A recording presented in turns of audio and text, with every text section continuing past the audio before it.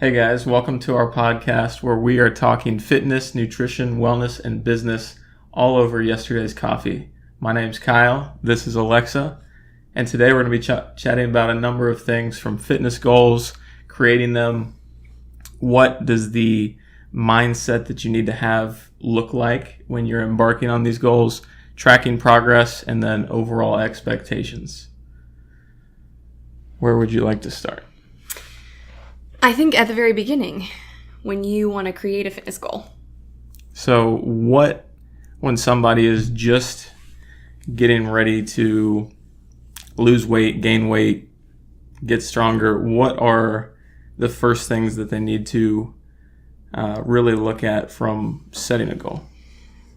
So I would say the first thing would be to make sure that the goal is realistic.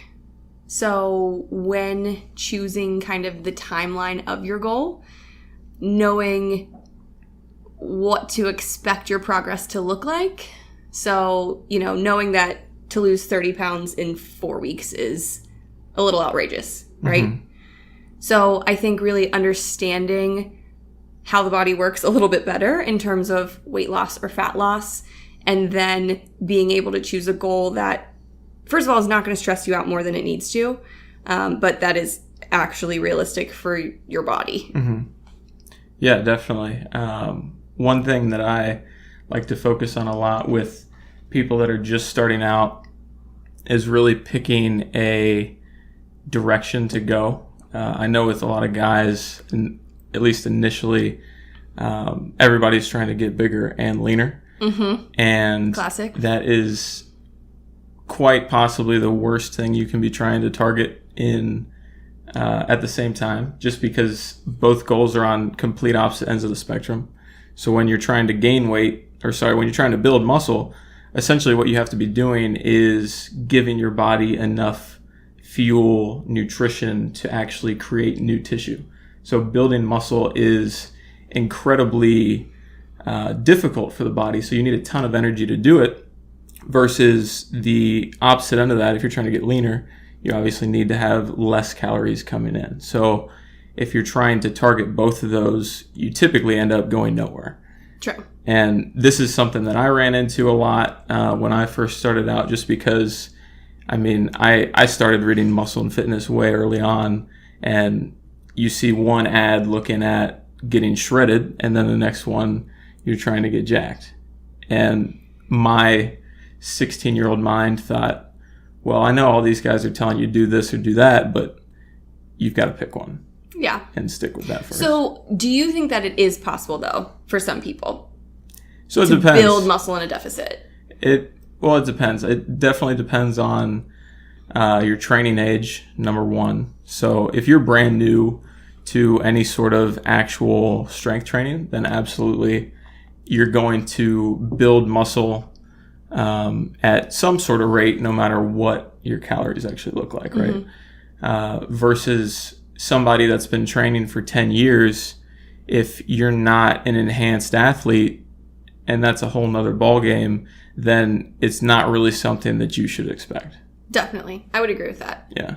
I think that it's possible for some people in certain situations, whether that's enhancement or a certain kind of genetics or super beginners. Yeah, there are definitely the freaks out there that can eat anything that they want, whether they are eating hardly anything at all or everything that's put in front of them, and they get stronger, they get bigger, and that is definitely not the norm.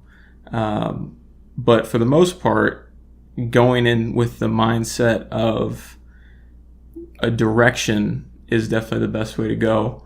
And that kind of leads me into this next question. I definitely have my own opinion, but I kind of want to hear what you have to say. Okay. Is if somebody is trying to get bigger, more muscular, and leaner overall, so say this is a teenage boy trying to do this, what is your advice to him if he's just starting that? Are you recommending he gets leaner first, or even if he's not that lean to begin with, should he start adding mass? Where is that kind of so split? like you said, if it's somebody who is at the very beginning of their fitness journey, I think that they can expect a little bit of muscle growth, definitely a lot of shaping in their body, like some body recomposition can happen. But for someone who's not starting very lean already, then we would definitely want to go through a phase of leaning out a little bit first. So do you have like how do you determine if someone is lean enough or not in the beginning? I would say most people at the beginning are not lean enough unless, well, how do I want to put that? So like if someone's I'm already new, coming to me lean enough, then generally it wouldn't be a question of whether we would just like jump into doing more of a bulk versus having them lean out a little bit more. Okay. So I think that that's something that as a coach, you would just kind of know where to start someone off. But I would say for the general population, starting with the fat loss phase is probably the best. Okay.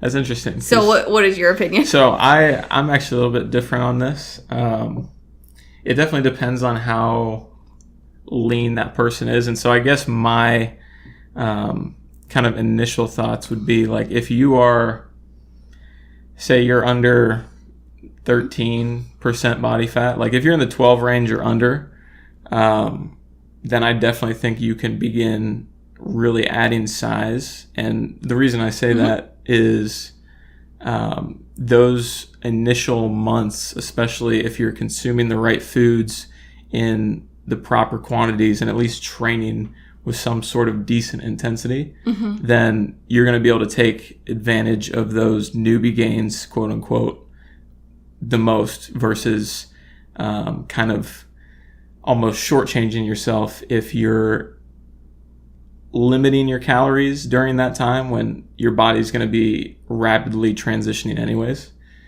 So again, it depends. There's definitely not a clear-cut answer because different people are going to hold fat differently. Sure.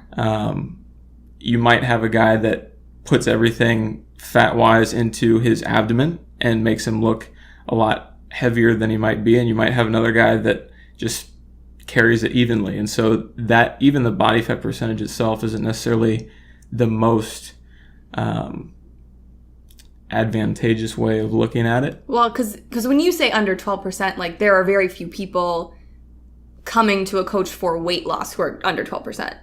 Well, but I'm not even saying like, not necessarily like weight loss goal, but like if you're just a regular individual and you haven't started yet, but the basic place that you've gotten to right now is you're 12, 13, 14%. You're not. Because I would say that that's relatively, well, I think that speaks to who you generally see as clients or who people that come to you versus people who come to me.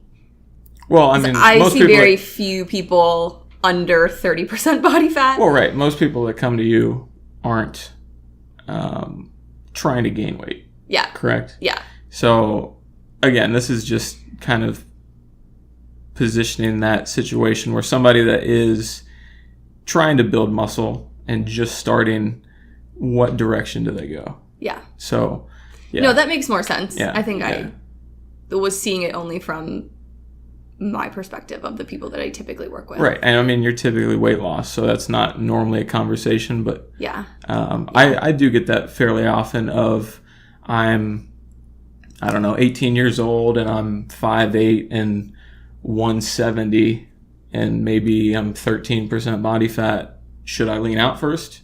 Should I get bigger first? Yeah. And so, but again, would you say that that's the norm of people who come to you who ask or who say that they want to get bigger and leaner at the same time? Or would you say that you do see a high number of clients who come to you like maybe 20 plus body fat percentage and are like guys who say, okay, I want to be bigger than I am, but I also want to be shredded? I think the guys that typically want to be bigger and leaner tend to be on the small side to begin with, in that they're not like very overweight, and they're not necessarily very lean either. But there is kind of that breaking point of if they're lean enough to take advantage of those newbie gains and start with a caloric surplus, then I might start them that way, just because they might even see some body recomp in that time anyways. Versus if the different situation would be if somebody isn't too new to training, maybe they've been doing it for 3-4 years and they're just not as lean as they want to be and they still want to get bigger, then we might start kind of leaning them out. And again, I would say probably if they're over 15%, I'm definitely going to start with leaning them out, just because as you get over 15% body fat, insulin sensitivity starts to decline. The total amount of weight that you can gain from muscle mass starts to decline, starts to be... So like the ratios are going to be different. You're going to be putting on more weight from fat as that body fat percentage rises. So I guess that would kind of be my cutoff. Well, and I think that that's the key point, definitely, is that you have to take a look in the mirror and decide based on your body what's going to be best for you in that situation. So if you're not working with a coach, maybe taking your body fat percentage into consideration. But, up to this point in relation to goals, all we've talked about is aesthetics. So what would you say are some other goals that people could set around their kind of fitness wellness journey that might not be related to, a weight number or a body fat percentage number? Well, definitely one is strength, for sure. That's one that I deal with a lot. Very easy to see if you're progressing or not in that as well. Another one that is kind of more closely related to what I'm dealing with right now is just how good your body feels during certain movements. So whether you're just feeling banged up, is the movement actually hitting the muscle you're trying to target, or is it just joint related? Really trying to see the difference in how your body moves quality wise, if that makes sense. Those are all certain ways that you can go about kind of trying to set a goal for yourself. Now, those more qualitative goals definitely lend themselves more to somebody that's been doing this for a while. Now, if you're a brand new beginner and you've never lifted a weight before, you're not really going to have a goal of getting your deadlift to feel a certain way, because you don't even know what it's supposed to feel like. No, but I think that you don't have to be... you can be a beginner and have other qualitative goals, though, right? Like Yeah. things that are, more functional. Yeah, Like, definitely. if you just are trying to squat down to pick something off the floor and you don't want to feel like your knees are going to shatter, that would also be something that you could make a goal for yourself. Well, sure. And I'm sure you have had clients that come to you and they just want to move better, like just day-to-day stuff, whether that's getting out of a chair without using your arms, or just not having pain in the knees or the hips, just moving around the house kind of thing. I have a lot of clients whose main goals are pain related, I would say. So what I try to do with a lot of my clients is everyone's going to come to you with some sort of weight goal, even if they say that they're general health or they're just trying to be, feel better or whatever. Most people will have some sort of number goal or body goal in their mind, but not a lot of people think past that. Sure. So what I like to encourage people to do is, even if, the way your body looks is your main goal, to try and build some other sort of goal to work towards that is more, performance or functional, or, how you feel or what you're able to accomplish. Because I think it helps with feeling a little bit more satisfied or more successful throughout your process. So if the body's not responding the way you want it to, or the numbers aren't responding the way you want it to, we should be working towards some sort of goal, at least. Yeah, and it's one of those things where even if the scale's not moving the way that you want it to, if you can still kind of look back and see the quality of your movement improving, or just the overall feeling of your body improving, that's going to give you a reason to stick with whatever it is that you're doing, and then make whatever adjustment you need to, whether it be a nutrition side or exercise side, if there is a weight loss component to it.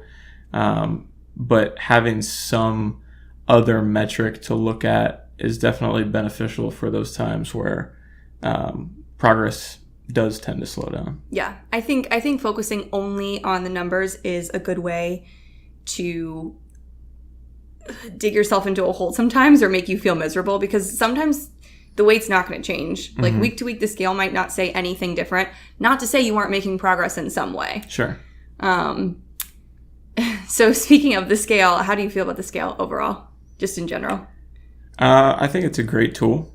One thing that I do like to bring up a lot, because there seems to be this misconception, especially with weight loss related goals, is if I'm trying to lose weight and I started a weightlifting program and 1 week goes by or maybe a couple weeks go by, maybe a month goes by, and my weight is still the same as where I started, well, what happens is I probably built muscle in the place of the fat that I lost.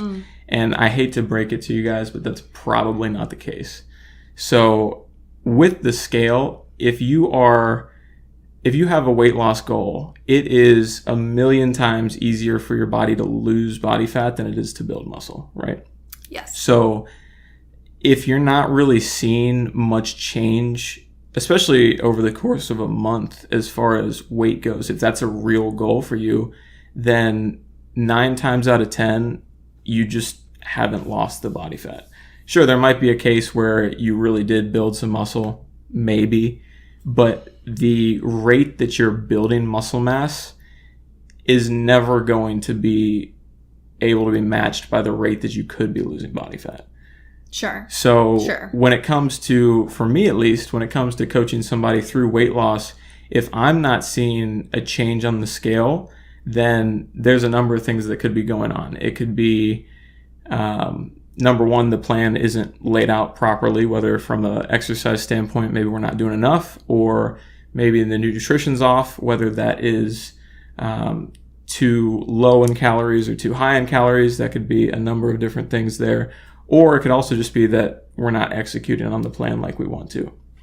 So in that regard, I do hold the scale pretty high from a progress standpoint, because if you are going after that weight loss goal, there's no reason, if everything is working the way it should be, that you're not seeing a change. So that's where I want to stop you, because you say if everything's working the way it should be, right? But you're only looking at it from the plan and the execution. Sure. Right? But I think it's also important to realize that there's also a whole nother layer, or multiple layers underneath, being what's happening inside the body. So I think that's also important for people to realize is health conditions, anything happening inside your body that's not working well or not working correctly can impact your progress weight loss wise. Oh, absolutely. And definitely can be reflected on the scale. I don't personally love the scale as much. It is a tool, but I don't even necessarily think that it's a great tool, because I think people can get so wrapped up in it. And again, I think that's also the difference between the clients you probably see and the clients that I see. My clients are a majority women, and a lot of them are very sensitive to the numbers on the scale. And I think the biggest misconception people have about it is like, okay, so between yesterday and today, my weight went up 2 pounds. Yeah, that's a good point. And I think I'm 2 pounds fatter.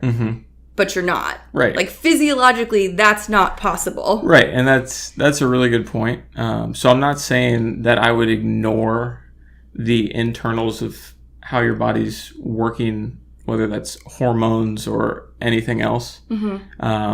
What I'm saying in relation to the scale is, if we're not seeing progress, we need to change something there. Yeah, absolutely. So whether or not it is on the training end or the nutrition end, and this happens sometimes, if somebody is executing a plan pretty much flawlessly, and I believe that the nutrition's where it needs to be and the training's where it needs to be, but we're not seeing the progress that I'm expecting, then there is more than likely something going on internally that we need to address. Yeah. And so that's where taking those next steps go. So I would never say that it is that the nutrition and the training is the only thing that you would look at, but just that the scale being used as a tool for progress is very good. Because if we're not seeing that progress there and the changes that we're making to train or nutrition aren't impacting it, then there's definitely something else going on. Definitely. So my last question about the scale. Do you feel like all progress on the scale should be linear? Oh, absolutely not. So if there's anything that I've learned with body composition changes, weight changes, whether that's going up or down, it looks a lot more like a staircase than a straight line. Or not even that. It could be just like a lot of ups and downs. Well, yeah. And one thing that a lot of people get worried about are those day-to-day weight fluctuations. Yeah, freaks people out. So the first thing I always say is stop weighing yourself every day. It's the best thing you can possibly do for your mind, because you're going to lose your mind if you're weighing in every day. That fluctuation is simply body water. Like that's going to change from the amount of food that you had yesterday, the amount of water you had yesterday, the amount of sodium in that food from yesterday. There's so many different factors, the amount of exercise you did. So it's really more about those weekly trends. Like a net change week to week. Right. And so what I personally do and what I recommend is either once a week weigh-ins or twice a week weigh-ins, where you space it out through the week. So maybe you do a Tuesday, Friday, Monday, Friday, something like that, just so that you can kind of see how your week's going. Because inevitably, if you're following a plan perfectly, you're not going to see weight loss every single day for 3 straight months. No. You're going to see, that's not how it works. You're going to see your weight drop, and then the next day your weight's going to be 3 pounds higher, even though you ate perfectly. And that's okay. That's You normal. did not get 3 pounds fatter. Right.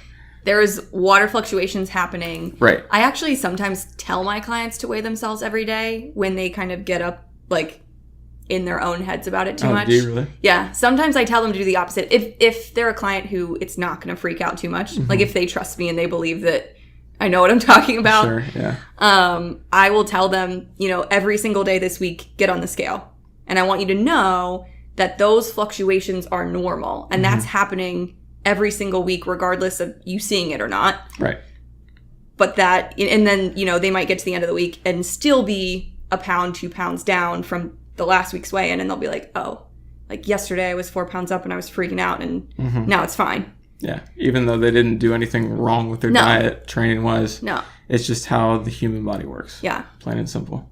So the biggest thing, that's why I think consistency is so important for people, is the more consistent you are with your day-to-day, with your, fitness routine and with your diet, those fluctuations will not be as great.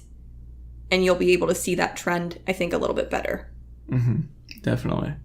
So now I want to kind of jump into mindset around approaching these goals. So especially when you're coming in with a weight loss goal, a weight gain goal, weight loss tends to be most relevant to this. You've got to come in with a mindset ready to change something in your life, right? So if someone comes to me and they've got 40, 50 pounds to lose, clearly they've been doing something over a long period of time that has led to that. So whether that's eating too much stress, any number of things that can contribute to that, there's got to be some sort of change. Yeah. So if you're really serious about weight loss especially, you got to know that something is going to be a little bit different moving forward, and that might be a little bit uncomfortable for you, right? If there was a way that we could make this whole process so easy that everybody could stick with it, I think we would have some sort of multi-million-dollar plan on our hands. Oh, yeah, here, right? absolutely. Because it's not easy. And the thing is, even with a coach or even following a program that's been laid out for you to a T, it's still not easy. Like, yes, someone else has done all of the hard, research and has more education and has taken time to set something up for you. But at the end of the day, the hardest part is actually following it. Right? Yeah. And so what do you think tends to be people's biggest roadblocks to making all the necessary changes? So say you lay out a plan and you know that it's going to work great, but for whatever reason, that person just cannot follow through with it. What do you typically see people running into difficulty-wise? I think the biggest problem is people not understanding themselves or not wanting to face the reality of who they are and the way that their brain works, basically. Mm-hmm. So when I start working with someone, I like to ask them a lot of questions about what motivates them and like the why behind this change that they're trying to make.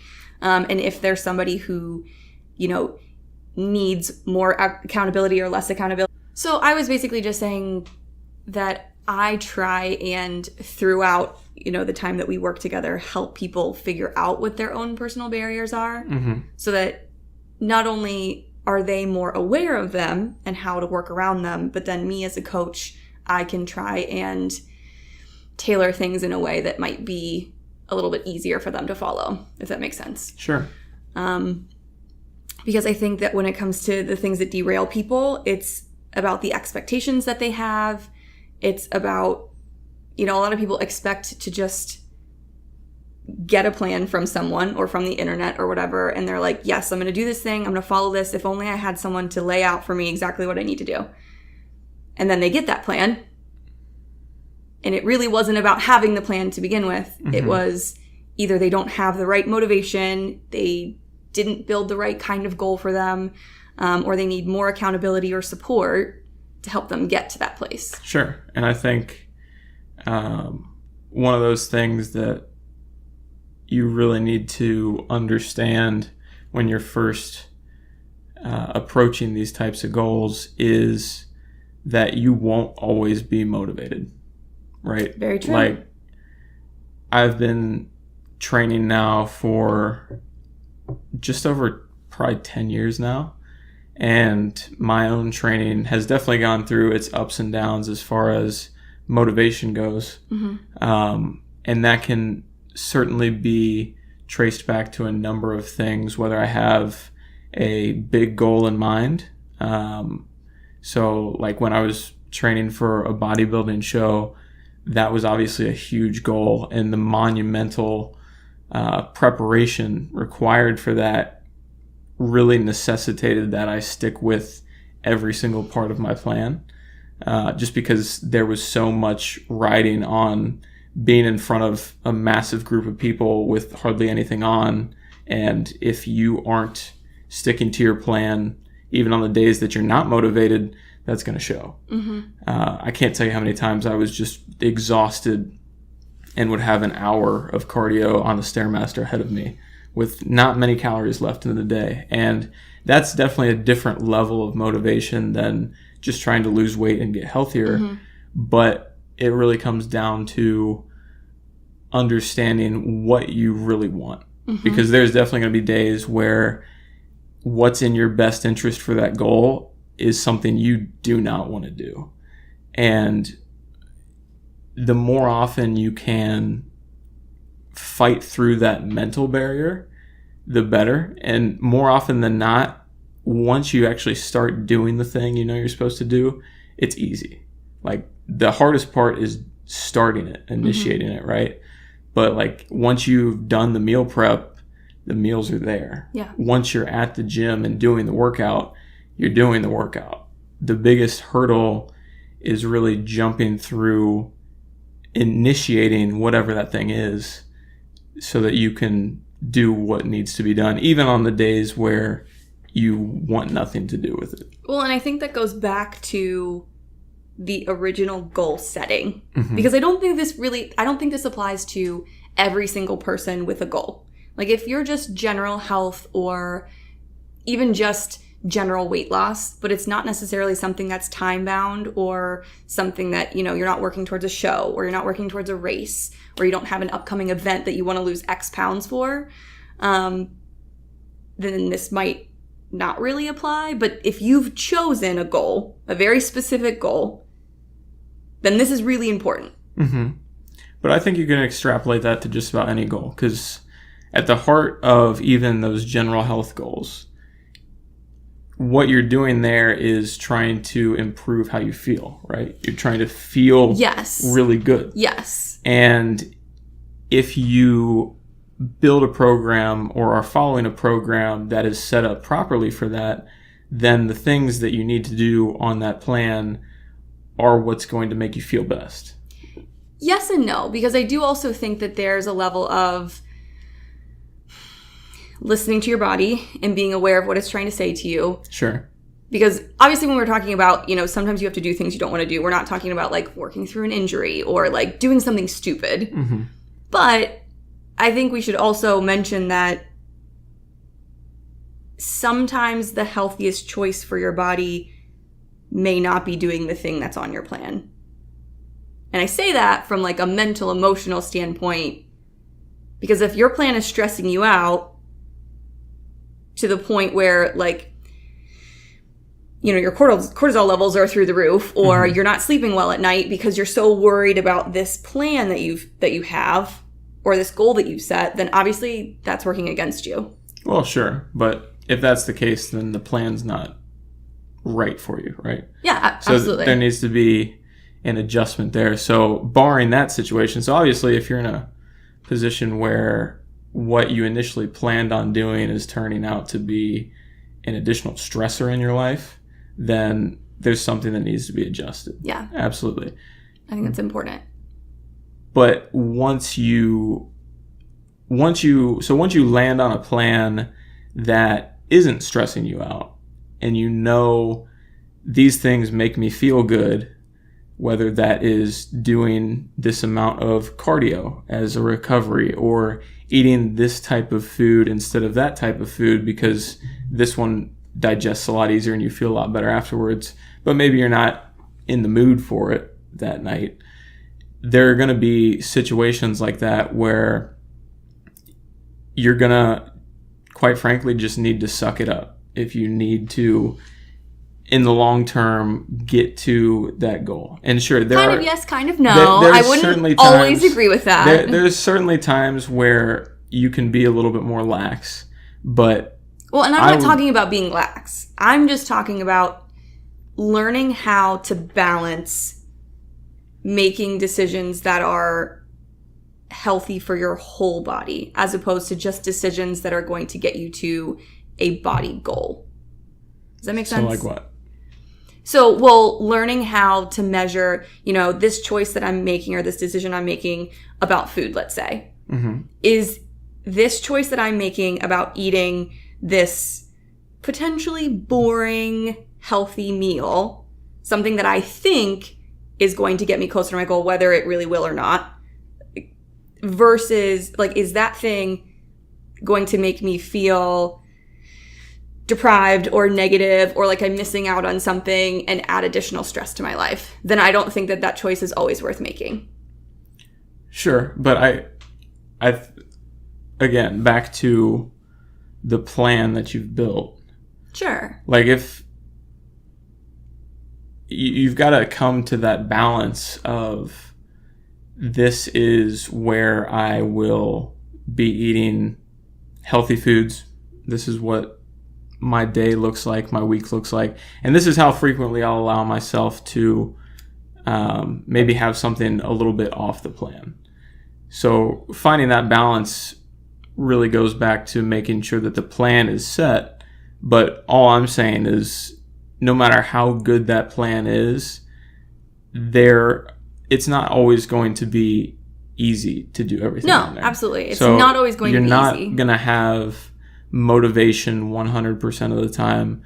There's a reason why it's almost a joke now with people signing up for gyms at the first of the year and then they're gone by March. Yeah. And it's because it's really easy to be motivated for those first 3-4 weeks, but the people that stick with that are far and few between. Yeah.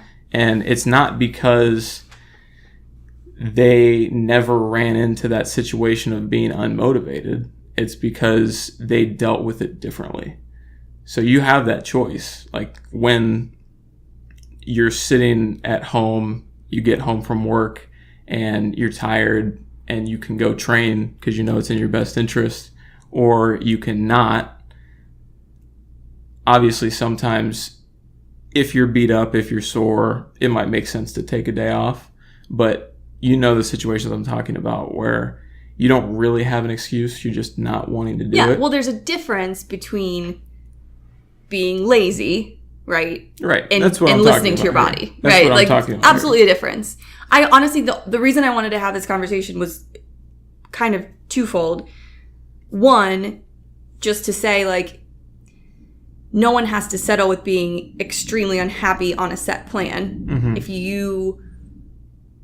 you're on the wrong plan, basically. Right. If you feel that way, you're on the wrong plan. Right. But the other way is to say, you don't have to be on a plan if you don't want to be. You don't have to have a weight goal. You don't have to have a body goal.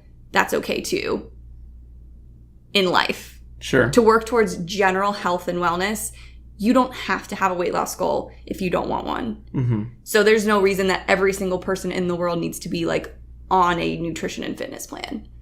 Well, sure. I mean, not everybody's going to have health or fitness related goals no matter where they're at. I just think it's important to say because I feel like most people feel like they should. Like most people feel like a pressure to be working towards something or be working on their body, and they don't necessarily need to.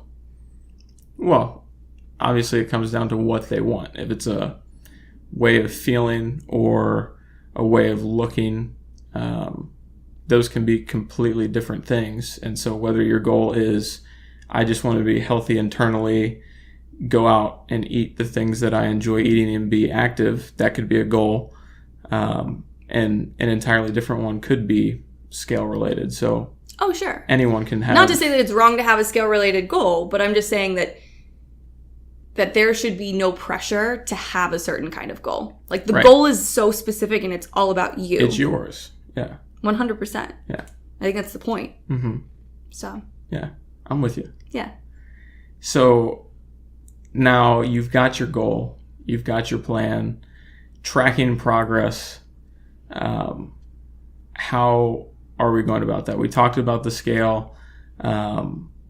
So that's obviously a major one when it comes to weight loss, weight gain. If those are specifically your goals, then scale is very important. Measurements are another one. So whether you're looking at different inches, ratios, inches around the waist, hips, body fat percentage, sure, all that stuff. Progress photos. I want to talk about progress photos. Yeah, that's kind of where I was going. I think everyone should take progress photos. If you have a body-related goal, first of all, we already talked about you don't want to depend on the scale entirely anyway. Sure. But I don't understand why people will not take progress photos. Yeah. I kind of do. I understand not wanting to have someone else potentially take a photo of you. Well, right. Or to set up your camera and awkwardly take some timed photos like in your underwear or in a sports bra or whatever. But they're so important, and I find that people who get further down the line towards their goals are upset with themselves for not having done it. Mm-hmm. Yeah, I mean, it doesn't have to be like some big production thing. Like, no. Even just like a simple... Set up your self-timer and just mirror selfie. Yeah. Works. Like stand forward, stand to the side, turn around. Like, simple. You will blow yourself away with what pictures show as a difference compared to just seeing yourself every day. So even if you've lost 10 pounds out of your 50-pound weight loss goal, if that happened over the course of a month or two, then you seeing yourself every day, you're not necessarily going to see these drastic changes. No. But when you're looking at a photograph, and especially if you're taking these consistently, you'll be blown away by how you look. I can't tell you how many times over the course of my training over the last 10 years where I've taken a photo And I've been in a certain condition where I felt like, oh yeah, I've looked like this before. My training's been such and such, whatever. And then I actually compare it to what I did or what I was doing 3-4 years ago. And it's like, oh wow, that's actually vastly different than I thought, because I've been around the different or similar weight ranges a lot, from trying to build up, trying to lean out, and I've gone through that cycle many times. And so there will be plenty of times where mentally I'll think, oh yeah, I've been in this condition before, I've been in this shape, and I look a certain way, but it's not until you can actually reference another picture that you can see what a difference that's made. Well, and I think it's also important too, because I think a certain photo is, for a lot of people, the reason that they seek out a plan or a coach. Like, a lot of my clients, especially women, like how they photograph. Well, not even how they photograph, but like for a lot of people, that's the moment that they realize they need help, is they see a photo of themselves. Oh yeah, and they're not. You know what I mean? Like, you know, I'm specifically referencing a lot of my female clients, but just like a lot of my clients in general, like, they will see this like family photo at Christmas, or, you know, they'll see this like 4th of July party photo, and they are so not necessarily shocked, but they're just so upset about it. And so, especially when it's a photo that kind of spurs this whole thing, like, we want something to compare it to later. Absolutely. We want to show your journey. We want to be able to tell your story. Those progress photos will show you a lot more than the scale can sometimes. Or measurements even too. Yeah, definitely.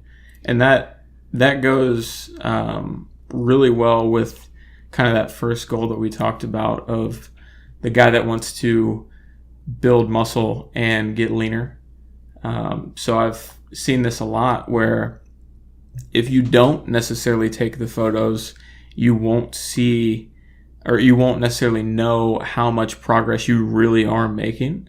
Because if you are, say, starting at 170 pounds, you're trying to get bigger and leaner overall, and you're starting from a fairly lean point, and say we start putting weight on you, you might start at 170, you might build up to 180, 185, and then over the course of the next few months, if we cut you back down to 170, if we're looking at the scale, it looks like we just did this giant circle. But if you take a look at the pictures, and if everything that we planned out worked accordingly, you might be 3-4% leaner body fat wise. You can look completely different at the exact same weight. Have a significant difference in the total muscle mass that you actually carry. Yeah. But the weight on the scale is the exact same.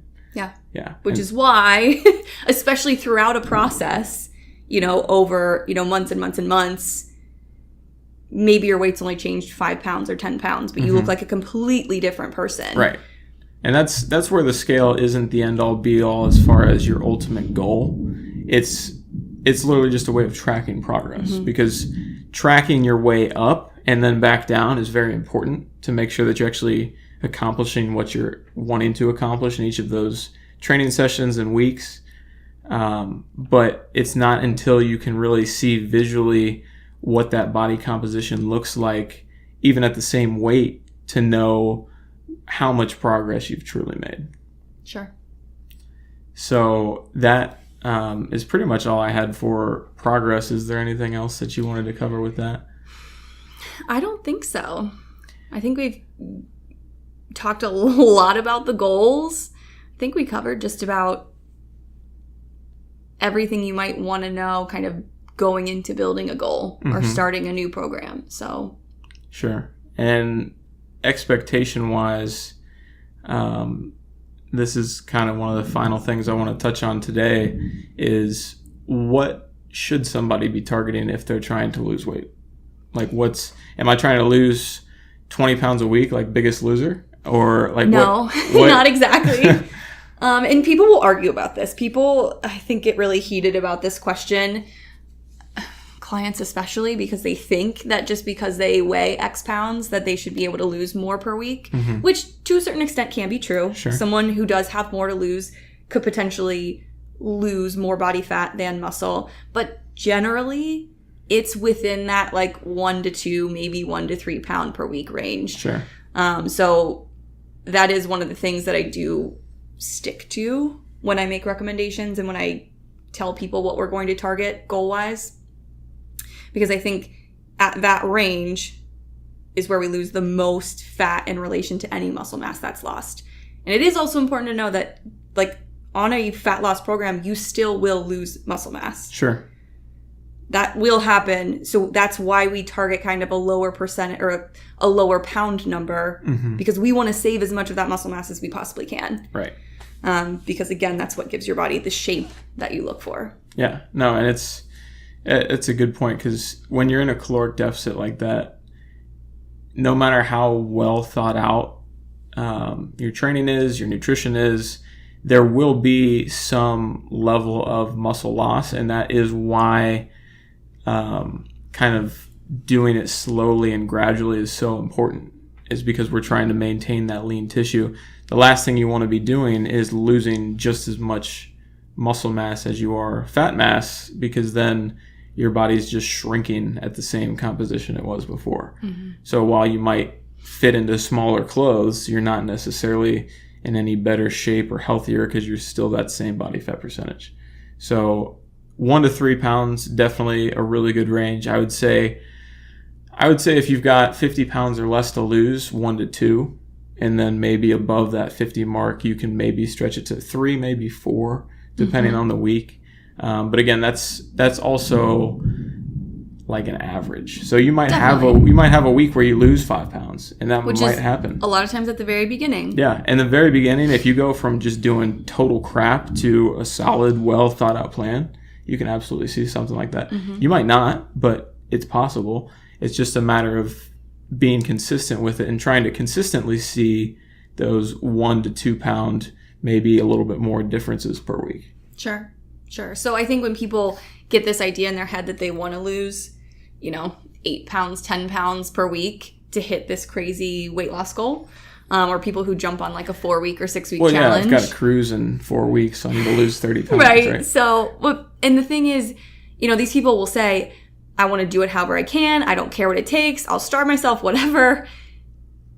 But I think the important thing to know is that you might be able to lose a significant amount of weight in 4 weeks. However, if we go back to that percentage of, how much of it's actually going to be fat versus how much of it's going to be muscle, especially if we're doing it the wrong way, you might just end up being a slightly smaller but still like soft version of yourself. Sure. You're not actually going to look the way that you were wanting to look or hoping to look. I mean, trying to maintain that, you're going to feel like crap. You're going to feel terrible, but you're not going to look that good either. Well, and if that was your goal, you missed the mark. It's going to come right back too. As soon as you go back to any semblance of the stuff you were doing before, you're always going to bounce back immediately, because there's no graduation to that level of calories that you were doing before.